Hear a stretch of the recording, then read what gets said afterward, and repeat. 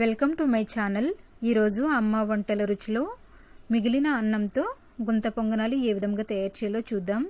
తయారు చేయడానికి కావలసిన పదార్థములు: అన్నం 1 కప్పు, తరిగి పెట్టుకున్న ఉల్లిపాయ 1, కరివేపాకు కొద్దిగా, పచ్చిమిరపకాయలు 1 లేదా 2, కొత్తిమీర కొద్దిగా, గోధుమ రవ్వ 1 టేబుల్ స్పూన్, పెరుగు 1 టేబుల్ స్పూన్, జీలకర్ర 1/2 టీ స్పూన్, పసుపు చిటికెడు, ఉప్పు రుచికి సరిపడినంత, నూనె లేదా నెయ్యి 2 టీ స్పూన్స్. ముందుగా మిక్సీ జార్లో 1 కప్పు అన్నం వేసుకోవాలి. తరువాత 1/2 టీ స్పూన్ జీలకర్ర, 1 టేబుల్ స్పూన్ పెరుగు, చిటికెడు పసుపు,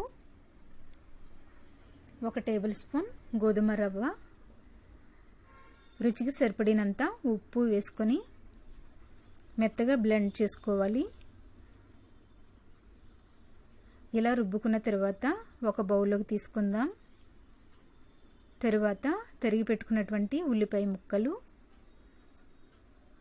కరివేపాకు,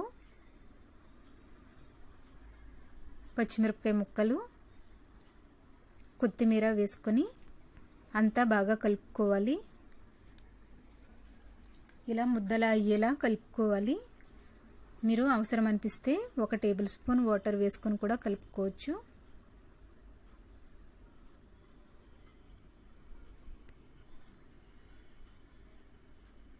ఇలా కలుపుకున్న తర్వాత ఇలా ఉండలా అవుతుందో లేదో చూసుకోవాలి. పిండి మంచిగా రెడీ అయ్యింది. ఇలా కలుపుకున్న తర్వాత చేతికి కొద్దిగా నూనె రాసుకోవాలి. రాసుకొని ఈ పిండిని చిన్న చిన్న ఉండలుగా తయారు చేసుకుందాం. ఇలా చిన్న చిన్న ఉండలుగా తయారు చేసుకుని మధ్యలో చిన్న గుంటలా పెట్టుకోవాలి. ఇలా పెట్టుకోవడం వల్ల పొంగనాలు మంచిగా ఉడుకుతాయి. ఉడకడమే కాకుండా చాలా క్రిస్పీగా టేస్టీగా ఉడుకుతాయి.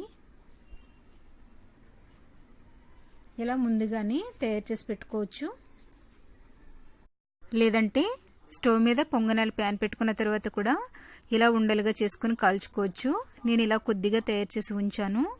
తరువాత స్టవ్ మీద పొంగనాలు ప్యాన్ పెట్టుకొని కొద్దిగా నూనె వేసుకోవాలి. ఇవి కాల్చుకోవడానికి ఎక్కువ నూనె పట్టదు. ఇలా కొద్దిగా నూనె వేసుకున్న తర్వాత తయారు చేసుకున్నటువంటి పిండిని ఇందులో పెట్టుకుందాం.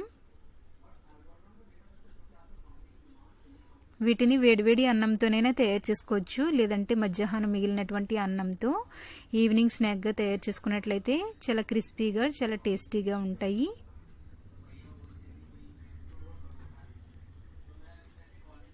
ఇలా అన్నీ పెట్టుకున్న తర్వాత పైన కొద్దిగా నూనె వేసుకోవాలి.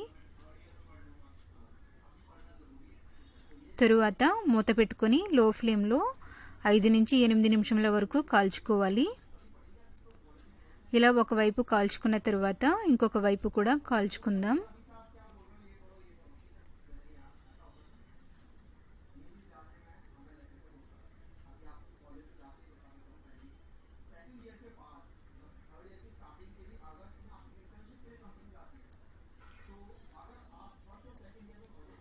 ఇలా 2 వైపులా గోల్డెన్ బ్రౌన్ కలర్ వచ్చేంత వరకు కాల్చుకున్న తర్వాత స్టవ్ ఆఫ్ చేసుకుని ఒక ప్లేట్లోకి తీసుకుందాం.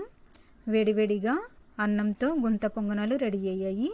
వీటిని కొబ్బరి చట్నీతో తిన్నట్లయితే చాలా టేస్టీగా ఉంటాయి. మీరు కూడా మీ ఇంట్లో తయారు చేసుకుని ఫీడ్బ్యాక్ పంపించండి. ఈ వీడియో మీకు నచ్చినట్లయితే లైక్ చేయండి, షేర్ చేయండి. మరిన్ని వంటల కోసం నా ఛానల్ని సబ్స్క్రైబ్ చేసుకోండి. Thank you for watching.